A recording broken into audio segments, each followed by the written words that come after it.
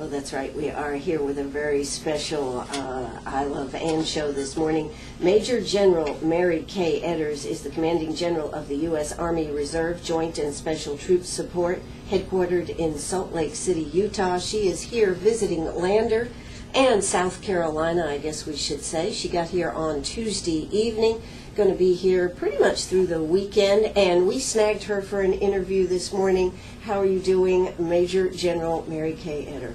Good morning, Ann. I'm doing wonderful. How are you? It's good to have you here. It's great to be here. We are excited to see, what are you, one of two women in the reserves that has reached this heights of office? I believe there's 3 right now. 3? Female 2-stars or major generals in the reserves. That's pretty high honor. It's a tightrope. You don't look down. It's a tightrope. You don't look down? Do you look up? You look ahead to the horizon. That way you maintain your balance and you know where you're going. Okay. Have you ever been on a tightrope? Literally? Literally. I don't think I could walk on a fence top, much less a tightrope. That's great. Well, where are you from originally, Mary? Originally, I grew up north of Pittsburgh in Pennsylvania, and I'm very pleased to announce that Punxsutawney Phil saw his shadow this morning. Yes. Didn't, and we're having 6 more weeks of winter, so it's wonderful to be in South Carolina. Absolutely, it is. It feels like you must have brought spring or something here, because we have had unseasonably warm weather. Today is supposed to get up to 73 degrees. Unbelievable. I'm all for that. You're all for that. Well, you, of course, have had quite a career. It'll be 35 years, is that right? Yes, it will. I don't know how that happened. Well, how did you decide to get into, you went into the Army? I did. I went into the Army at 23. I had just finished my master's degree, and at that time I was pretty uncertain about what I wanted to do or where I wanted to go. I had friends who had gone into the military for the chance to gain experience in life and to do different things, and I wanted to do that too. I could see what they were doing, and I thought I could make a contribution there, so I wanted to do it. And what did you get your master's degree in? English. English. And what part of the Army did you actually end up going into? Well, I wanted to go into the part of the Army that dealt with public relations, public affairs. I didn't end up in that part of the Army. I ended up in the Signal Corps doing communications. Not the kind of communications I thought, but more the kind that then dealt with wires and transmitting and all of those types of things that were real communications, they said. Now, just for the record, you've been in almost 35 years. You have had to have seen, you came in, what, right after the end of the Vietnam War? That's correct. And what changes have you seen in the military from 35 years ago to today? Well, of course, when I first came into the Army, I didn't have an appreciation or an understanding of it as a large organization and what that meant. When I first came into the military after the end of the Vietnam War, and we had the hollow years of the hollow Army of the early 80s, and then the buildup. So I've seen many changes in terms of how women were accepted and assimilated into the military. I've seen changes in our leadership. I've seen changes in how we absorb change itself in the Army, social change, that is. And I'll tell you, I have today more confidence than ever in our leadership, where we're going, and I have more confidence than ever in the young people who are coming into the Army. They're smarter, they're faster, they're brighter, they're better than I was, or I think many of my peers were at that age. In the economy of today, the Army is actually a good deal, isn't it? To get involved in the Army, the educational aspects and all the things that can happen. It is the educational aspects, but it's also the experience. So you'll see people at the age of 23, 24, 25 having leadership experiences, management experiences, deployment experiences, performing in stressful environments, and getting to do things they never could have or would have otherwise in any other way. You know, one of the things about the Army, I think, too, it gives them such a vast experience that it really gives them a leg up when they come back into, shall we say, civilian life? I believe that's absolutely true. I believe in hiring veterans, but I'll tell you, a lot of people are not good at transferring that knowledge. When you come into the military, you learn to speak a new language, one full of acronyms and abbreviations and expressions that are meaningful internally, but not externally. And so when you exit back out, you have to learn to speak again, and to speak that other language all over. Now, I have heard, I talk to a lot of veterans and everything. I have heard that we even have, when we come back into civilian life, they used to have, well, what was it, in the Vietnam War, they had the Couth table, as far as even I just got an expression from her here. The Couth table was a table that I was told that they gave you manners before you got back into civilian life. How to eat, how to do all these things, how to talk properly again. That's what I have heard. Do they still have such things today, or are we all on the same par as far as that I have goes? never heard of that. Either that, or maybe I do need it, and I don't know. Well, this is, I talked to some Vietnam vets, and this is what they said, that before they came back in, because living in country is, of course, very different than living in the world we live in here. And so that they had this, what they called Couth training, and it trains you to get back to, I don't know, not being so uncouth.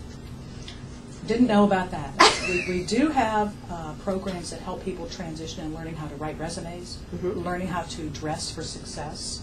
It's very difficult after so many years, if you have been in the active service and you wear the same thing every day, to then learn how to wear civilian clothes again and to dress like a professional. So we do have those classes that help with preparing for job interviews, writing resumes, how to dress, that type of transition. Absolutely. Well, Mary, what do you think, as far as you have been in for 35 years, what are some of the highlights, do you think, of your experiences? Certainly I've had the opportunity to do things I never could have imagined, and I'm very grateful for those experiences. I have also worked for the Army in a civilian capacity for many years, and I retired from that several years ago. One of the highlights of my career was working in Germany at the George C. Marshall European Center for Security Studies in the Alps in southern Germany as a civilian. God, that must have been a terrible assignment. It was. I feel sorry. I can tell that was sincere. But what made that one so special? I had no background in international relations or that type of studies. So to even be hired to go there was an achievement. I was able to do some marketing and public relations for that center, which meant doing it in English, in German, and in Russian, because the center taught democratic studies to the former Soviet bloc nations. I also had reserve time there, so I got to go to Poland, to the Balkans, to Russia.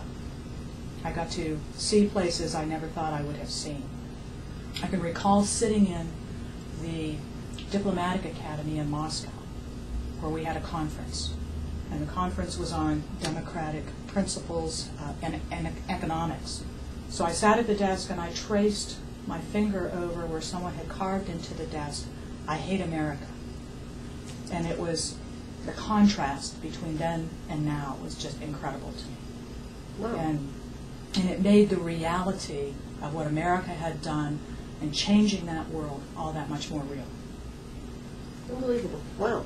So how do you think we're doing as far as Iraq and everything, and the military? How is the military doing out there as far as you say, tracing your finger over "I hate America" to where we're at today with some of the Iraq, Iran, Afghanistan, Pakistan? How do you think we're doing? I think we're doing the right things, and I have such confidence in the people we have in our military and in the efforts we're making diplomatically as well as militarily, and in all the other elements of power that the United States has. We're making the strides we need to make it a better world for all of our children and for tomorrow. I really believe that. All right. Well, we are here with Major General Mary K. Eder. We will be back in just a moment. Don't you? Being in here 35 years, did you ever feel you were going to make it to this level that you have made it? I wanted to make it to colonel. Okay. That was my goal, and that was a secret goal because you just didn't think in those terms. So, you do your best and you take on the hard jobs and you see what happens. Mm-hmm. I can only control what I do. I can't control what anyone else does or how good they are or what they've been through. It's like thinking about going to the Olympics. If you work for years and you go to the Olympics to win the gold and you win the silver because someone else was better, it doesn't in any way denigrate your performance because you've still done your very best, and that's what I wanted to do. That's very interesting, Mary Kay. Now, you said something, though, you can't control what other people do. That's true. In the Army, doesn't the Army control what other people do? Oh, I mean in the sense of if there's no competition. I don't compete with other people. I compete only with myself. Isn't the military very political?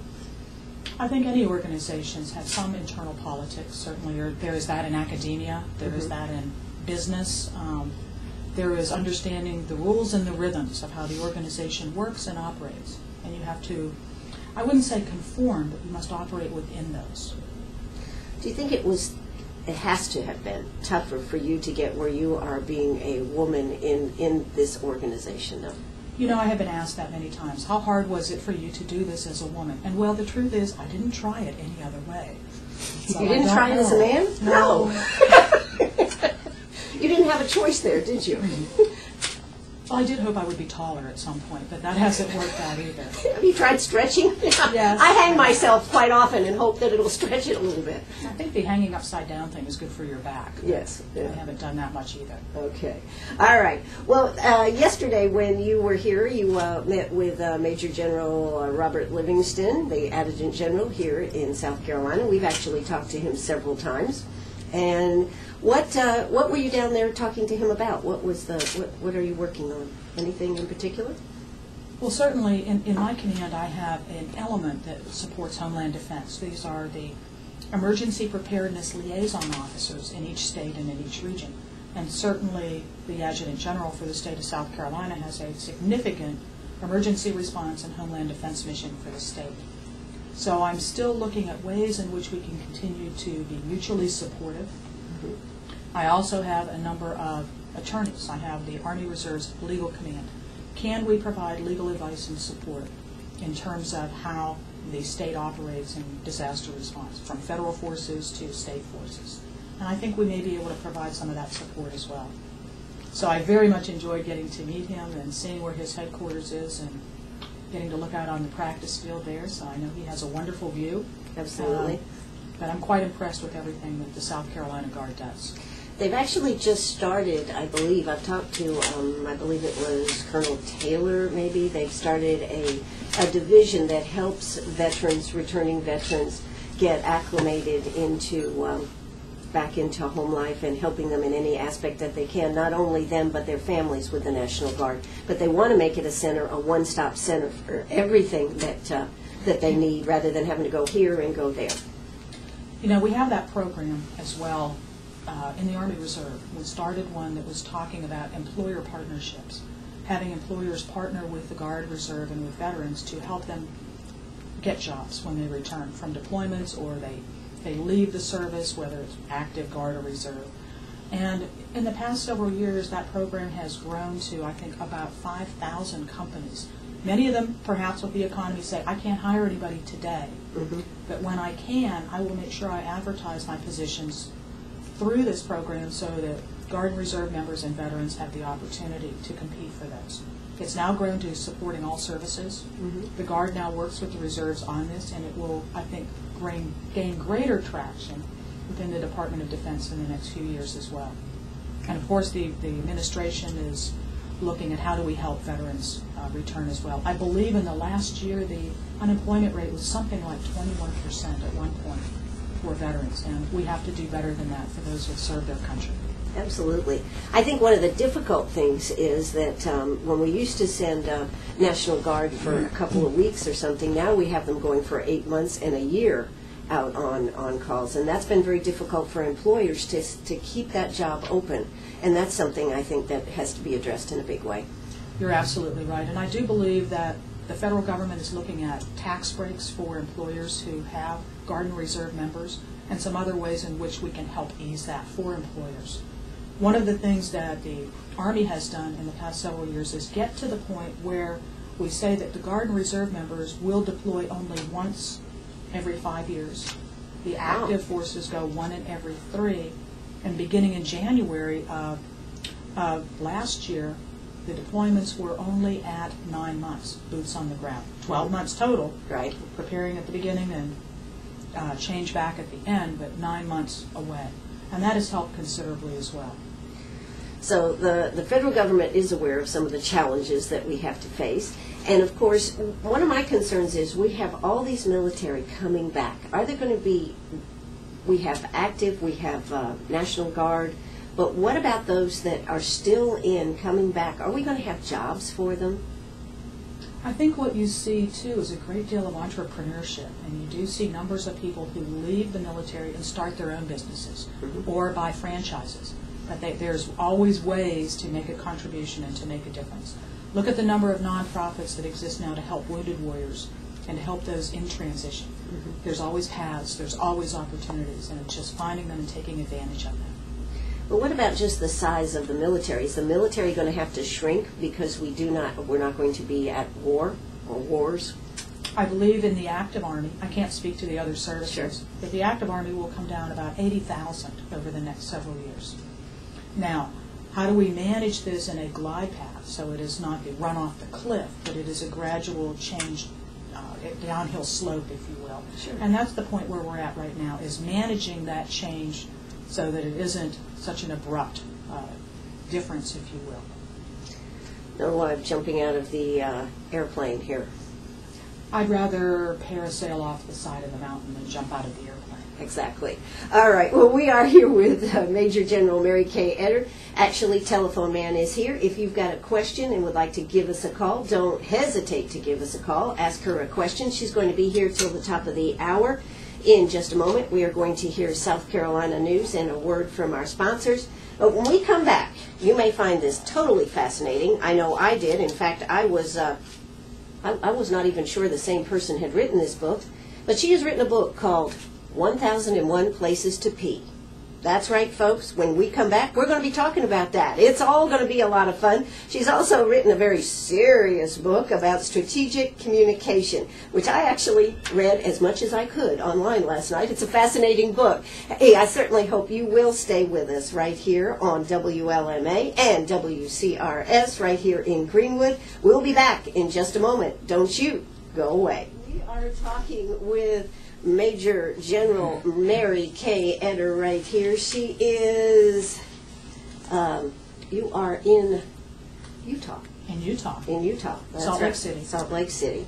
And you have come here to spend some time. What are you, have you got plans that you are looking at futuristically? Are you getting ready to retire, or are you going to stay in some more? What's the plan, Mary Kay? The plan is that I will change command in this summer, and I will retire thereafter, and we'll see what is next after that. But certainly, my primary purpose in coming here is at the invitation of Dr. Stowe at Lander, and it is to talk to students there in the ROTC departments and in the communications departments.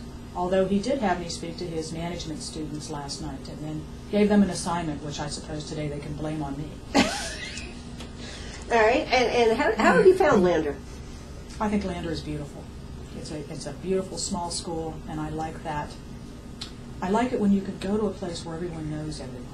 It's not big and impersonal and difficult to find your way around it. I like Lander very much. I think one of the things Dr. Ball always says, you cannot hide at Lander. The students cannot hide. You will be found. You will have to do your work. Isn't that right? That's what he says a lot of. Yes, because it is a small school, and the professors and everything do care about what happens there. Big difference to the big colleges, shall we say, like USC, where you went, right? Even if you go to a big college, I think you're within a smaller school within that, or a big university. And when I was at USC, it was for a course that was within the Department of Communications, Mass Communication. So it was, even so, it was a small course with about 30 people in it. And there was nowhere to hide there either. Nowhere to hide. All right. Well, so are you looking at possibly coming and retiring in this area? I can feel a strong urge coming from those with whom I'm meeting to say, come here. Why don't you come here? I don't know where I will go yet or what I'll do, but I'm certainly open to any and every idea. You heard that, folks. She's open to any idea here, so she's putting it out there on WLMA and WCRS today. So we want to talk a little bit about some of the books that you have written. You've done a lot of articles. You've been a prolific speaker. You said you were a newspaper person at one time, so I guess maybe that's where some of this writing desire came from? Originally it did, but I'll tell you, we talked about me being in the Army for 35 years. We didn't have computers when I started, nor was I very good at typing. The first time I became good at it was in that course at the University of South Carolina. How long ago was that? Oh, that was 1988. Okay. I thought it would be management, and on day one it was, here's what happened. There's been an accident on the highway, this many people were injured, this many were killed, they went to these hospitals. You have 20 minutes, write a news story on the computer and turn it in. And Did you freeze? Yes, totally. And at that time I could only type with 2 fingers, so it was a confidence building experience to be in that course, and after that first few moments of total panic realize I could do this, and I could organize myself to move quickly and to get done what the requirement was. And it was very helpful to me just coming into the public affairs field then to have that confidence builder, if you will. Well, the Army unto itself would prepare you for working in a disaster type situation. True, but when you work in communications, every situation is a potential disaster. Yes. You say one wrong word, or you slip, or you give a meaning you didn't intend. It can be very dangerous. I've had friends whose careers have ended suddenly. So there is that heightened sense of awareness, not quite to the fright or flight moment, but an awareness of what you're doing in every moment to make sure that you consider every possibility and take into account every nuance so that you do it well and you do it right. So is that why you wrote your book, The Case for Strategic Communications? Well, I wrote the book actually because I realized I could. I don't know if that makes sense to you. I had written some articles over time on my personal views on communications, on media relations, on public diplomacy. Again, this is not part of my military. It is not part of my military jobs or my military career. These are personal views. And one day I realized as I wrote down this article, this article, this article, I thought, well, if I write 3 more, I could actually have a whole collection or a book, if you will. And so that's where it came from. And when I realized I had a few more pieces to put together, I gave myself assignments, I made myself deadlines, and then I met them. Otherwise, it's intimidating. It is too much to think of writing a book the size of some of these Stephen King books. Yes. They're just huge. But I can do this small piece, and I can use it to make a point I think needs to be made or that may not be out there in any other way. Well, I know in your book you are concentrating on making sure people say the right things, containing situations. I read some of your book last night, and I was very impressed with how you want to contain, but you also want to be open to the media. That's a tightrope right there, isn't it? It is, but it is not in the way of containment as in withholding. It is in containment in, I think, scoping what we're going to talk about. I have been in many situations where I have talked to media representatives who come from one event to another. Well, they'll cover local politics or a high school event and then come to a military event. So when we suddenly say, this is how we would like to see it done, it's, oh, there are ground rules here. Yes, there are. And many times I have had to, and this is in my civilian capacity again, had to remind people that there are, ladies and gentlemen, this is how we will act today. You're going to be talking to people who've just come off an airplane. Many of them are exhausted. They're tired. Some of them may be injured. We're going to give you this much time and then we'll be done. And that's very difficult if you don't have those types of rules in any other situations to suddenly see that there are some. And I have great respect for what media do, because they're on the outside looking in to this organization that has its own rules and its own rhythms and its own language, and figuring that out is very difficult. And I believe we have an obligation within government, wherever you are, to make sure that people do understand, because they own it. This is your government, this is your military, this is your army, to understand how it works. I like this. This is your army. And Eller. I like this. Who wears the crown? All right. Well, one of the things that you do talk about, though, is the change, and this is a big change, in the 24-hour media, the 24-hour need for news, which has created a whole different animal, whether we're talking about on the battlefield or we're talking about in political situations. Where do you think that this is all headed? And do you think, in reality, that we as humans need 24-hour news? I think in some ways the 24-hour news cycle has made us less well informed than we were before. Because before we would go at a certain time to receive news and updates, and then we would depart.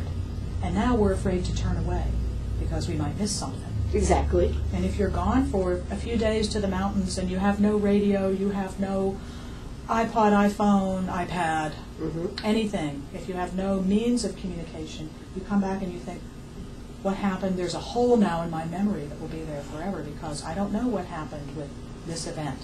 I don't know what happened with the cruise ship sinking. I've missed it. And now it's gone because the media has already moved on to the next thing, to the next thing. What's your favorite way to get news? I have a combination now. Okay. Truly, I love Sunday morning with a big newspaper, and I will sit on the floor with that, and I'm happy for hours with some coffee, something sweet, and the giant newspaper. That is one of my favorite things. Radio, I think, is huge in America, and it is just unrecognized as being a major source of news that it is, and a great source for advertising. I do get some news from the internet. I use it more for in-depth. If you see the crawler, what was that? And then I will go look on the internet and look it up to see what it was. I do some CNN news briefs. I have some breaking news briefs I get. But I go to all sources, and I like to cross-reference them. I have not been happy that since September 11th we had the crawl at the bottom of the screen that said breaking news, when for the most part none of it was breaking and most of it wasn't news. So I'm glad to see us getting away from that and going back to simply reporting what is. I think there's way too much analysis. You're getting my personal opinions. Absolutely, absolutely. And that's what I wanted, your personal views on this. There's more analysis, I think, in news than there is strictly in news. And truthfully, there's some days when not much happens. Exactly. So what happens with that major 24-hour cycle where you have things to be filled? There's other sources, there's other ways. You know, there's a million stories in the city of Greenwood, and you can tell them all, and you would still have time for more.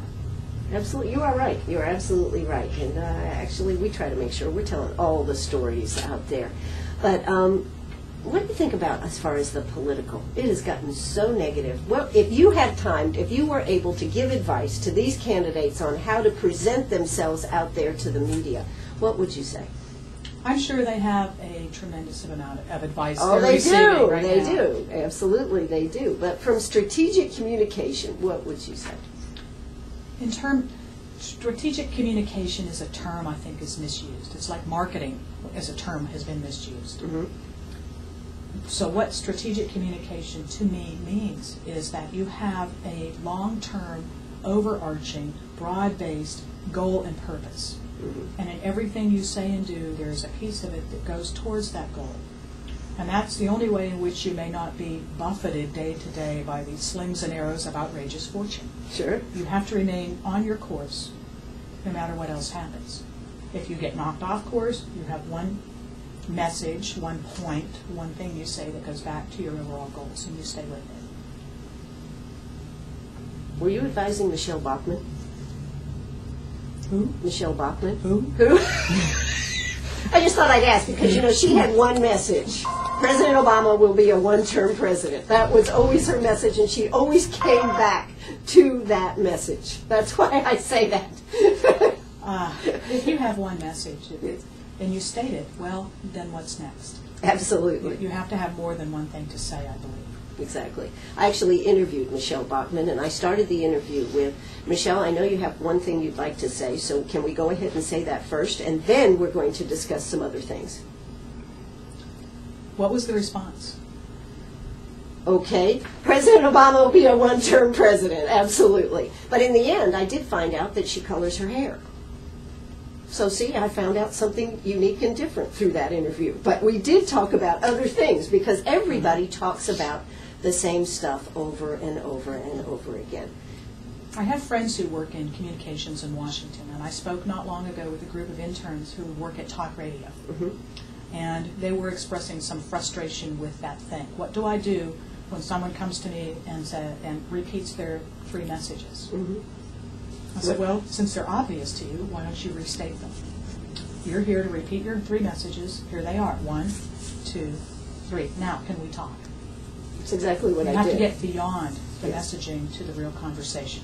And I didn't have the benefit of that. I just said, we're going to just get this out of the way, and we'll talk about something else. I will tell you one other thing about the interview. I asked her what she did for stress relief. Do you know what she told me? No? Stress? I run for president. I don't think she heard the question. But yeah, interviewing is a lot of fun, and you certainly can learn a lot about a lot of people. But we're going to hear a word from our sponsors. When we come back, we're going to be talking about 1001 Places to Pee Before You Die. Have you heard of this book? Well, if you haven't, you should. We'll be right back. That's cool. I remember reading one of the stories in your book about Sunday mornings and going for walks, and how, let's see, your dog's name is Benson, right? Mm-hmm. Benson has his own method of getting you up on a Sunday morning and realizing that it is time to go for his walk, his time, your time, out there in the woods having a good time. And let's see, what was it? There was one chapter, one part of it was about seeing what was the animal that was big and scary? A beaver. A beaver. There was the beaver, but then there was the animal that had the antlers, the forest on his deer. The deer. Yes. So you've been very creative in writing that. Where does all that creativity come from? How do you put that together? I think it comes from letting go of your own preconceived notions and being able to see things through someone else's view. I can very much see that this is how he's thinking and how he's looking at things. Are you saying you can be a dog when it needs to be? I'm saying that most dogs believe I am one of them. Well, we're going to let you meet Gracie in a few minutes, and we'll check this theory out here, Okay. folks. Gracie very much is, Gracie is my Weimaraner, and she very much feels that she is a human amongst us. In fact, she does not understand why she couldn't be sitting right here with you right now, communicating her desires and needs and questions that she had for you. In fact, I probably should have had her out here to review this book with you. But how has the book been received out there?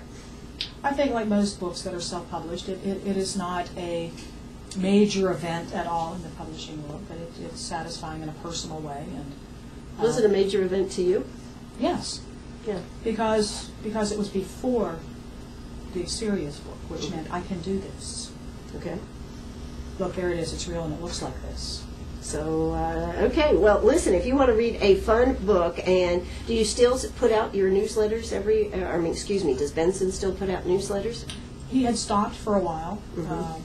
because I was busy. Yes. But I've gotten a number of requests in the last few weeks, so we're going to start them again.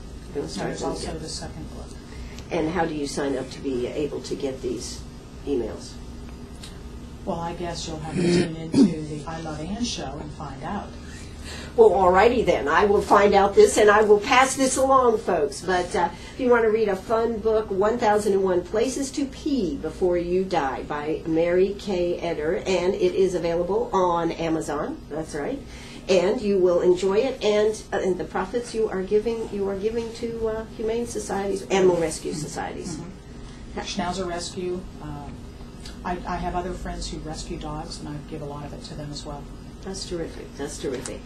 Well, it has been terrific to have you here today. I hope, if you come back to this area, that you'll come in and sit down and we'll figure out something else to talk about. Oh, Ann, I'm sure we can. I'm sure we can, too. Listen, I hope you have a great time while you're here. I certainly hope that Lander is able to bend your arm a little bit and make you consider coming to Greenwood. You know, the beauty of Greenwood, it is right between everything else. It is an hour from here, an hour and a half from there. It just is amazing how many places you can go from right here in Greenwood. And, of course, Lander University certainly could benefit by having you at least have some time with them, if not all your time with them at Lander. That sounds wonderful, Ann. Thank you very much. Well, thank you for being here today. You have been listening to Major General Mary K. Eder. She is going to be here through the weekend. I understand you have a very busy schedule. Where are you off to now? Wherever they tell me. Wherever they tell you? Is this nice to not have to be in charge? It's actually typical for how my schedule is. You're a general, but you're never really in charge? I wouldn't say it that way. Okay. All right. Well, we have had a good time talking with you this morning. Thanks for getting out early here today. You are listening to the I Love Ann Show right here on your favorite radio stations, WLMA, WCRS, right here in Greenwood. I'll be back at lunchtime with Meet Me at the Diner, where we'll be talking cakes, and more cakes. Don't you go away.